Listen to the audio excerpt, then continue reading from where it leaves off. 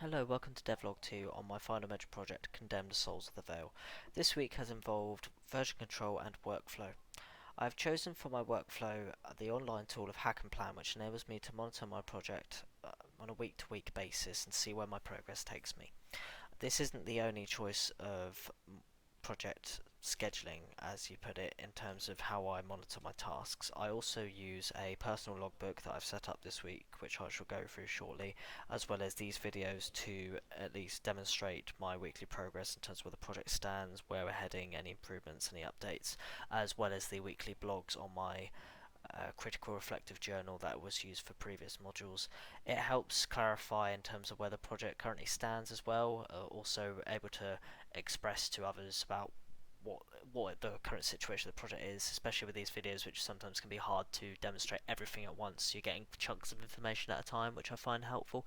But going back to Hack and Plan, I have found it quite useful the past couple of weeks because I've used it in previous projects and it's enabled me to follow my own methodology that is based online called the incremental method. It's not my own methodology, just to elaborate on two methods combined, which means it's the waterfall development methodology as well as the agile development methodology.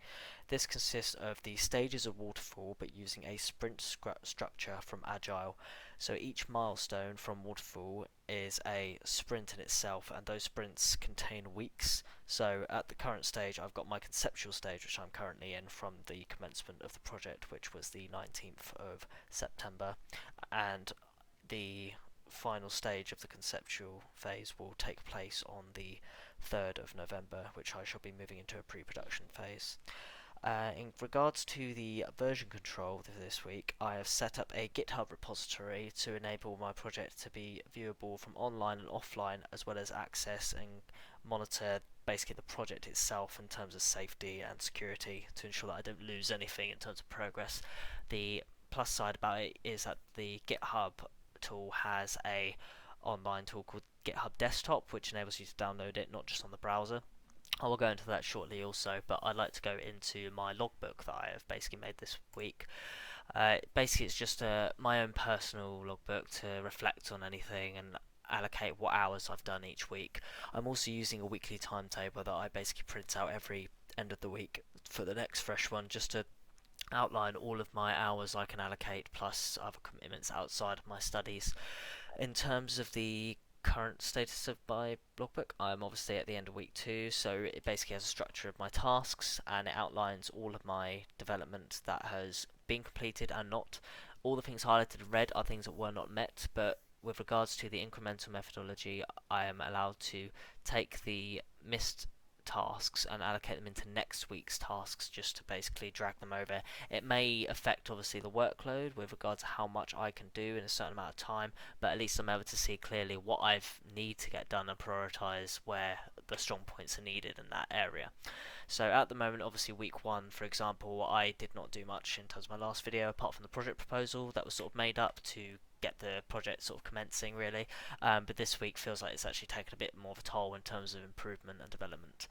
So obviously this week I covered that I've set up my hack and plan, I've got my GitHub repository all ready to go, so in terms of when starting development, which will be in the next sort of week or so, that will be taking place just to start sort of piecing ideas together in terms of programming, because my general idea, I can see it hopefully working, but it's when you grammatically actually see from a perspective in scripting if it's going to work. As well as I have created a project development timeline, so this is an outline of the whole module basically in the time I have from September to April where the project will be completed and what my finalised project will end up being from the initial concept.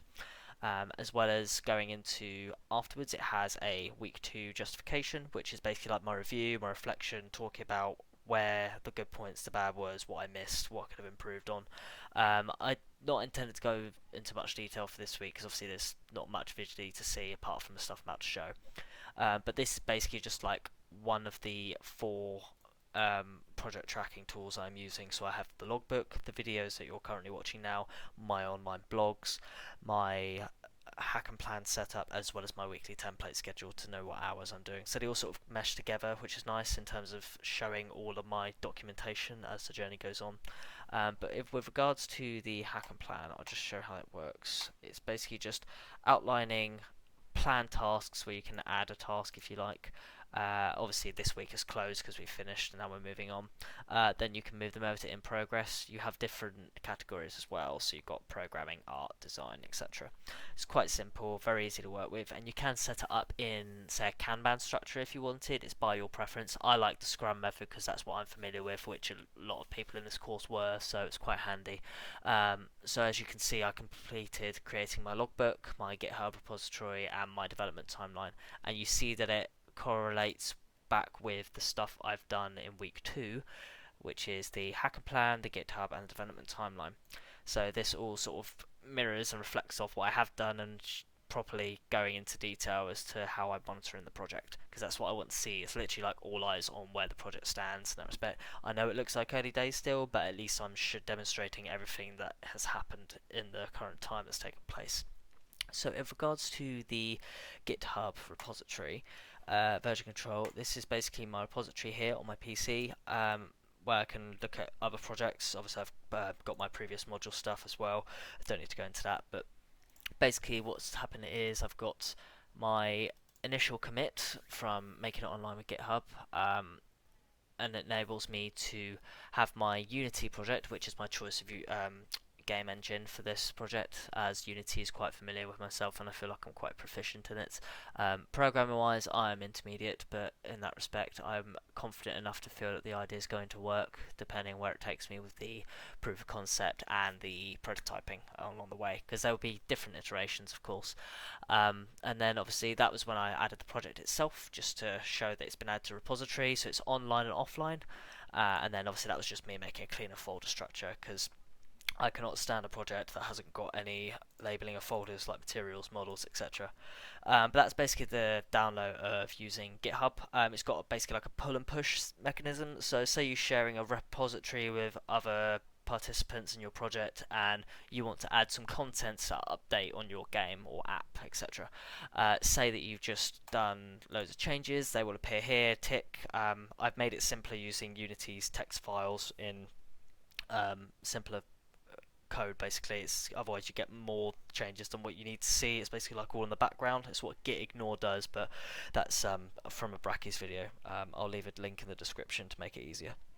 Also, going back to this, obviously you've got your history that shows what commits you've done. So committing is basically typing in what you did, description of the stuff that you carried out in that time, and then you press commit to main, which is this branch of the project here, and then enabling you to add the commit. It will take you back, and then you'd have to basically, you might have to push. So pushing is your contribution of the project to the updated version online. So say your friends have done work and they've pushed a commit, you'd have to pull that to push like a door. It's very weird, but basically it's like a pull mechanism. You've got the updated version before you upload your stuff, because otherwise there will be complications in terms of accessing data and content, and that just ends up having a compile error. But luckily you can pull it and then push your own content, and it's all up to date. So next time you go into your project, it's all updated with new stuff, as well as your friends, well, participants online in the projects. But obviously that's basically how GitHub works, and you can also download and clone repositories here if you wanted to. So say I lost my project on my computer, it's safe because it's going to be online, hence why I've used this for my version control, because it's important to have a backup for your project, as a lot of people probably know. So with regards to the workflow and version control, I think that's pretty much covered. I just wanted to go over a project development timeline. So I made this timeline to outline my ideal schedule in terms of where I want to be by the end of this project.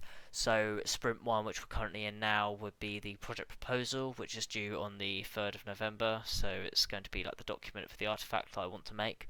Of course, by that time we'll have had the proof of concept as well.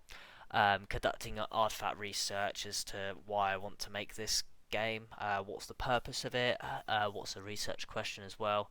Obviously by that time I'll be doing some constructing of the game design document, so what would be nice to visualize in the game and put together, piecing it. So like you would propose it to programmers, this is what we have in the game, this is what we want, now I'll put the features in. But at the same time, this is indie game development, not a whole team, so it's going to be more difficult saying I want this, but I'm actually talking to myself. So obviously moving out of the conceptual phase would be leading into the pre-production phase, which is taking place obviously in November. That means we've outlined the project scope and the prototyping begins. So by that point we would have had a proof of concept made just to show the general idea works and that it's fun to play at this time. So the prototyping takes place in having your actual first playable, plus adding further iterations to ensure that there's some design elements, a bit of aesthetic feel, just to reach out to the type of audience that you're reaching out for your project. At the same time, we've also got the completion of the game design document, which also includes something called feature lock. So anything that I wanted in this game, in terms of features that I label out, so say it's the objectives or something, that has to be in this game and it has to be completed throughout the next few phases. At the same time, I would have done all my project management stuff. So the project scheduling has taken place in terms of the GitHub repo, the logbook, and hack and plan setup. Project management does consist of using a WBS, known as a word breakdown structure, which basically outlines every single stage of development for your project overall the next few months in the timeline. Then this is followed by a Gantt chart that's basically like improving that to stick to what you're aiming for, so all the milestones, what you can move on to, and what you can't move on to unless you completed, say, task 1 and task 2. If task 1.1 hasn't been done, you can't move on to task 2. That's basically the broad back of it. And then at the same time, you've got a risk assessment just in case anything that may affect the project development, because it could be software, hardware, human error, time constraints, just anything that could come into place that affects you from any delays in actually fulfilling your project, as well as the contingency plan to how to deal with those situations. So in that respect, it's problem solving. And then moving on further, you go into the production stage. This will be around Christmas time 2023, moving into the new year of 2023, sorry. And then we'll have further iterations of the prototype, but leaning towards an alpha build, a beta build, which is basically the 70% functioning of the game, but a lot of bugs, plus the beta build being 90% of the game with lesser bugs, and a golden candidate release to release the game itself. Now, bearing in mind that is quite a short timeline depending on how big the game is, and I've not written this all in stone yet, so I will be altering this once I've discussed this with my supervisor to monitor the project, basically, to outline what will need to be done and what is physically possible within the time that we have, because every second is going to count, of course. And then obviously following through into the post-production phase would be like store page, marketing side comes in for the game. So we're thinking press kit, press release, game trailer, screenshots, and any bugs, fixes, and patches of the game, perhaps, and potentially any additional content depending on the actual main development of the game itself. So a lot of games, when they say they've done the main patches and everything in the gold release, that means they can move on to further updates like skins, downloadable content known as DLC. This may not take place because I don't know how far this game's going to go or when I finalise everything for the idea. Hence why these first few weeks are critical in terms of where the game will actually go itself. But obviously, sparring off from that, you've got the closing kit and post-mortem, which is basically like your end and exit of the game. You know, what went wrong, what went right, what the positives, negatives, the middle part, further improvements. That's basically what those parts are, and so the experience as well. But bear in mind, this is a indie developer project, so I won't be expecting myself to write hundreds and hundreds of pages that will not actually mean anything. But at the same time, I will be showcasing my development as I go, hence why I'm making this video now, and I look forward to making the other videos in the future just to ensure that we're enabling, project management, project tracking, consistent workflow, concise development itself. And bearing in mind, I'm probably going on a bit of a whirlwind here, but at the same time, this is just demonstrating what I've done this week.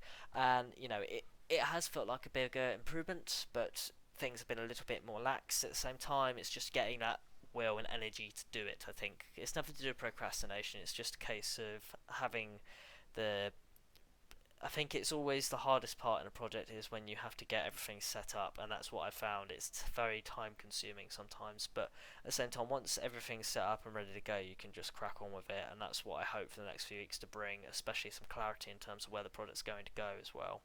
But obviously, I'll be looking forward to sort of breaking down as well my sort of research question and the purpose of the artifact that I'm going to make. I think that will really help in terms of the weeks to come, and just narrowing down scope, purpose, as well as sort of like overall goals, really, what I want out of this project still.